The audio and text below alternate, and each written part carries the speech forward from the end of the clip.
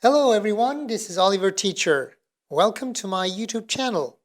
From this week on, I'm going to share a different kind of vocabulary, one word or maybe more than one for every day of the week. Today is Monday. Monday is our alternative vocabulary day. On this Monday, I used the word try. I said, don't say try, say give it a try, because you will sound like a teenager. And the example sentence is, man shouts at the amusement park, shoot the duck! Shoot the duck for a buck! Sir, would you like to give it a try? Second example, I'm quite scared of bungee jumping, but I'm going to give it a try this weekend. Now, as you can see, the first sentence is in an amusement park, and there is a man, he wants to attract customers, so he says, come and give it a try. And the second one is when you are scared, but you are going to do it anyway, so you can give something a try. All right.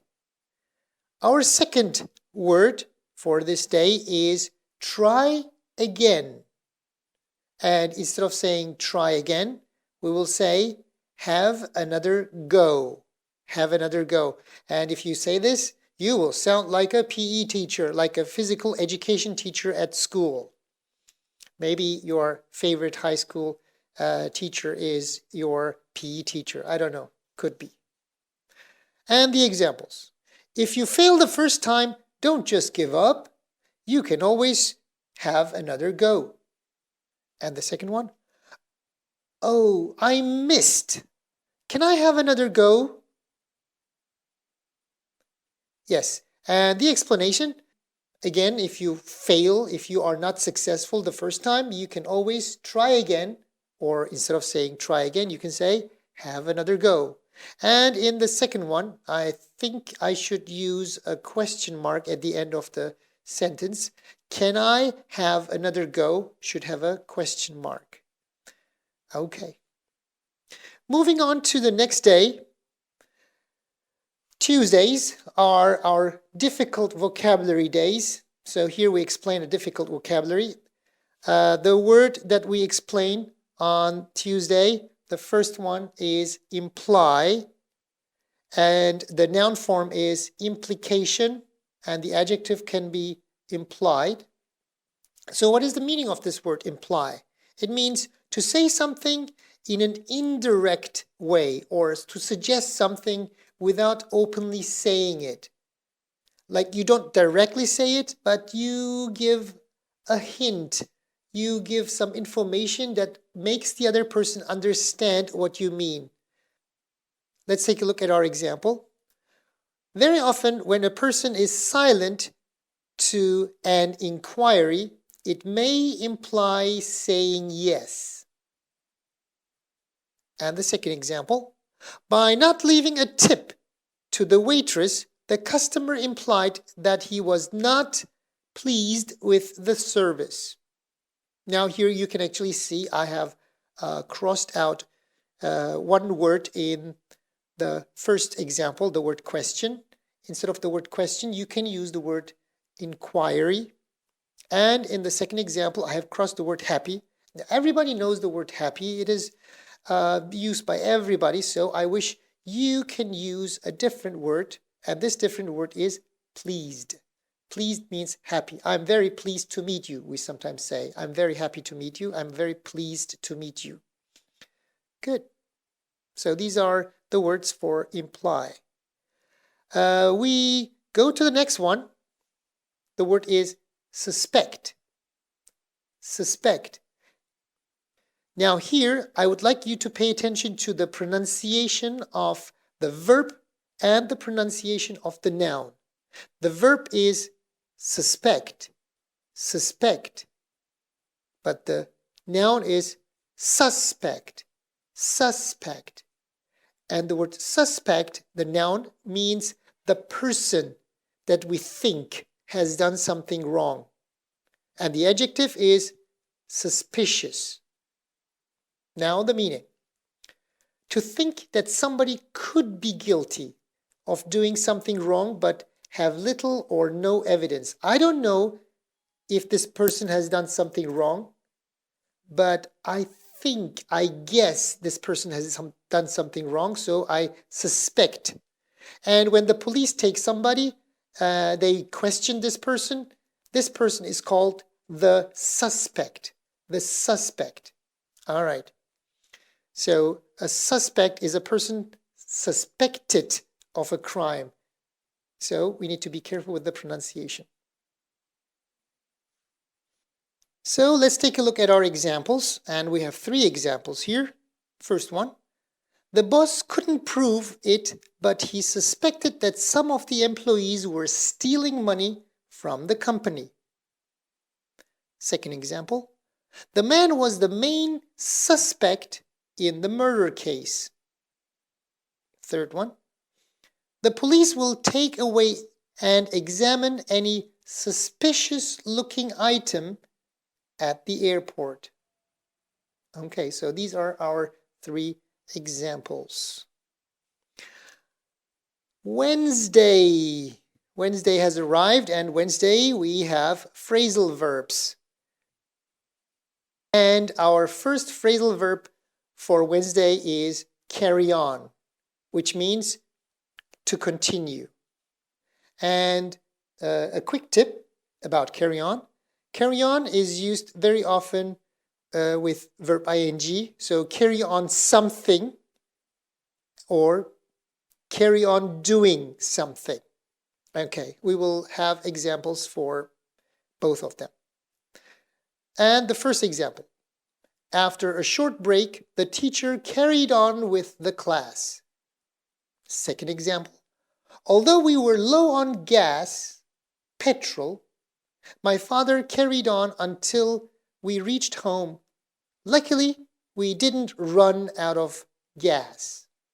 Now, the first example has carry on with something. The teacher carries on with the class. And the second example has carry on doing something, like carry on driving.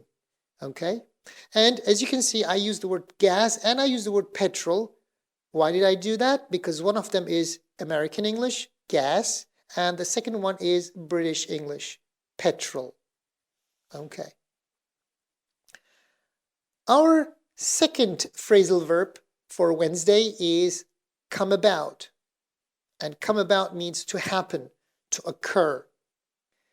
And a quick tip for this phrasal verb, it is very often used with the word through. Okay, and now the example. The increase in the number of cars that were produced came about through the use of robots instead of people. Second example. The party came about after Jeremy suggested that he and his classmates should have fun during the weekend. Now, in the first example, please pay attention to the word increase, because increase is a noun. Increase, pronunciation please. Increase is the verb. Okay. And now welcome to Thursday, everyone. And Thursday is English collocation day. And for this week, I have chosen the word ask. So I'm going to make some collocations with the word ask. Collocations are words that are used together to produce a very different meaning. The first collocation of the day is ask somebody for a favor. This means to ask somebody for help. May I ask you a favor is very often used, for example. And now for the example. Can I ask you a favor? Can you help me carry those boxes to the other room? Our second example. I asked for a favor and now I'm going to return that favor by helping her with the housework. In the first example, as you can see, I said, can I ask you a favor? Some people also say, can I ask you for a favor, which is also possible. In the second example, I'd like you to look at the underlined part, which is return that favor. Somebody does a favor to you. What you do is you return that favor. You do a favor to that person in return. So you return that favor. Great. Second collocation with ask. Ask somebody round. Ask somebody over. Ask somebody round or ask somebody over means to invite someone to your house. Usually for dinner, for a tea, coffee, or just for a chat. Example, Thomas asked me round, but I'm too occupied with my assignment to go and visit him.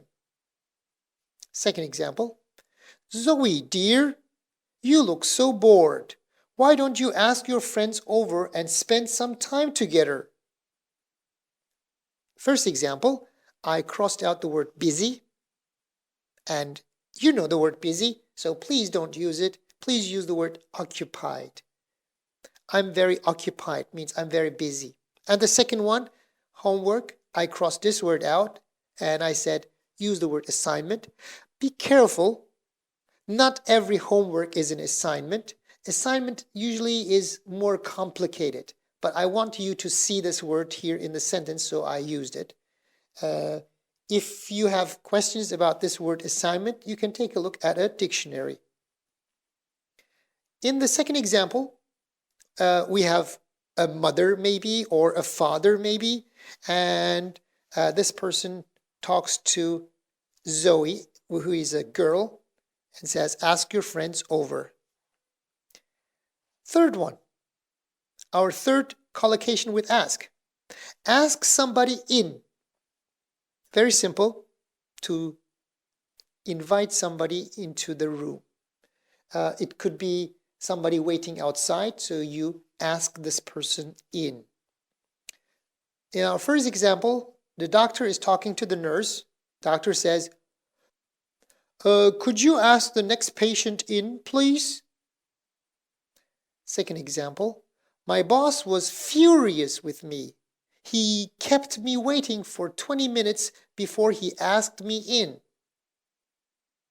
Okay. The first example is very easy. It's at a hospital. And the second example, I crossed out the word very angry because it means furious. Now, this word furious is easy to remember. Maybe you have seen the movie Fast and the Furious. So you can remember this word from this movie or movie series.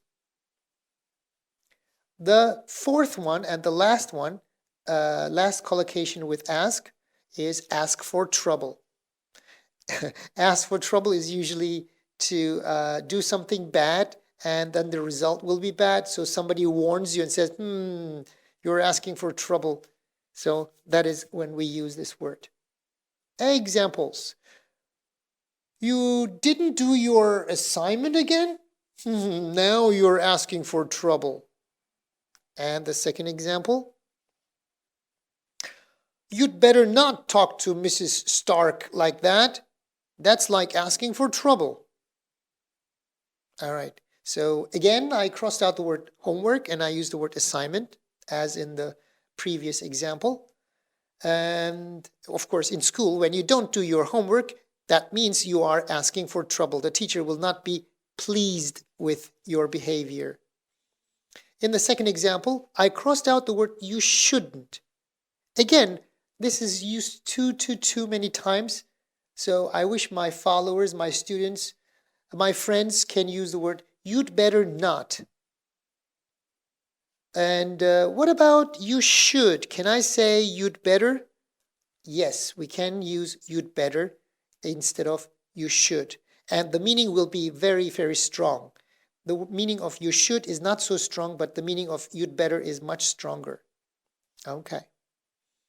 And when you are rude to a lady like Mrs. Stark, that means you are asking for trouble. She will not be pleased and she will get furious maybe. Let's move on to Friday's word, an idiom. And our idiom for Friday is dark horse. Everybody understands the word dark. Everybody understands the word horse. But when these two words come together, they take a new meaning. And this is what we call an idiom. A few words, they come together and they take a very different meaning. And the meaning for this idiom is a person, a candidate in an election or competitor that people know little about but surprises everyone. Now, a candidate is somebody who joins an election, and a competitor is a person that joins a competition. But people don't know about this person. It's a mystery person, and this person is actually quite successful. So this person is a dark horse. Our first example, as this is her first time to run for mayor, Flora Green is considered the dark horse of the election. Second example, being the dark horse of the chess tournament, Michael surprised everyone with his victory against last year's champion. In the first example, I crossed out the word join the election. Actually, we don't really say join the election. We say run instead. So join the election for mayor changes to run for mayor. And mayor is like the number one person in the city. Okay, if you want to be like the president of the city, it's not really president, it's called the mayor of the city. They are in charge of cleaning the city and doing many other things. And in the second example, we have the word chess tournament. It's like a chess competition, but we don't say competition, we say a tournament where many people join and they play against each other. Saturday has arrived, and like every Saturday, this Saturday we have an English proverb. And our English proverb for this Saturday is actions speak louder than words. Actions speak louder than words. And the meaning. What you do is more important than what you say, because you can say anything, you can claim anything, but people will not believe you because they don't see your actions. So your actions and your words have to match. They have to be the same so that people will believe you. So usually people look at your actions. That's why actions speak louder than words. Example. The politician promised many things, but he kept only a few of them. As actions speak louder than words, he lost the next election. And the second example, many claim to care for the environment, but in fact they don't. Look around and you will see that actions speak louder than words. The first example, we have a politician. What do politicians do? Oh, they promise everything. Do they do everything that they promise? Sometimes yes, sometimes no. And if they don't, then people will not choose them the next time, so they will lose the next election. In the second example, yes, look around you. If you see that the streets are not clean, if you see that people have thrown garbage everywhere, and you ask people whether they like the environment, and they will say, yes, I will always protect the environment, and then 5 minutes later they will throw garbage on the ground, and you will understand that actions speak louder than words. Finally, we arrive at Sunday. Sunday is our foreign word in English day.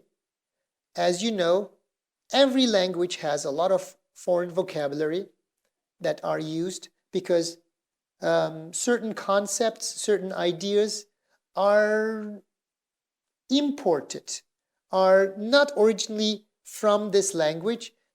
So what are the foreign words that we have this Sunday?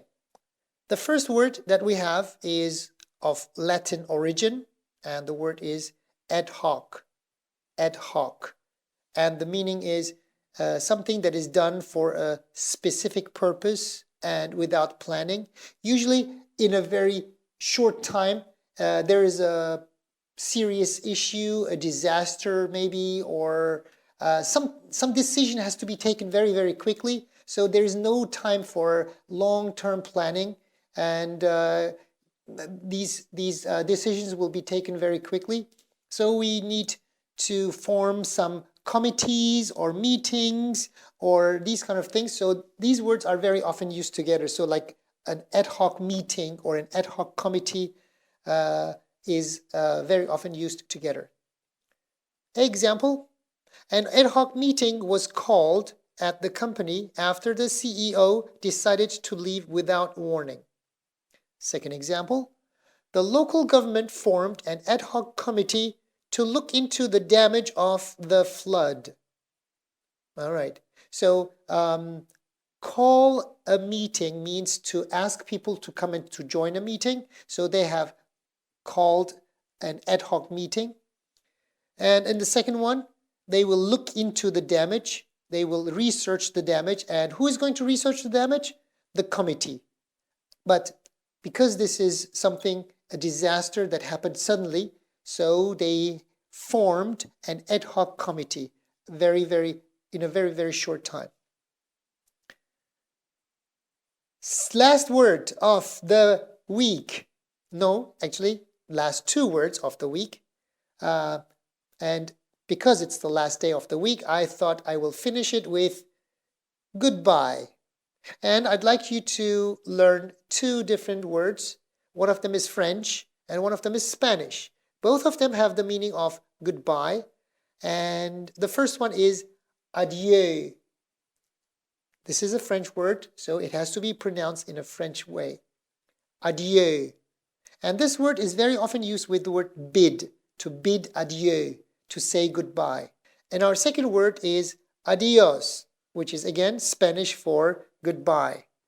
So let's take a look at this week's examples. And the first example is, as it was getting late, he bid the partygoers adieu and returned home.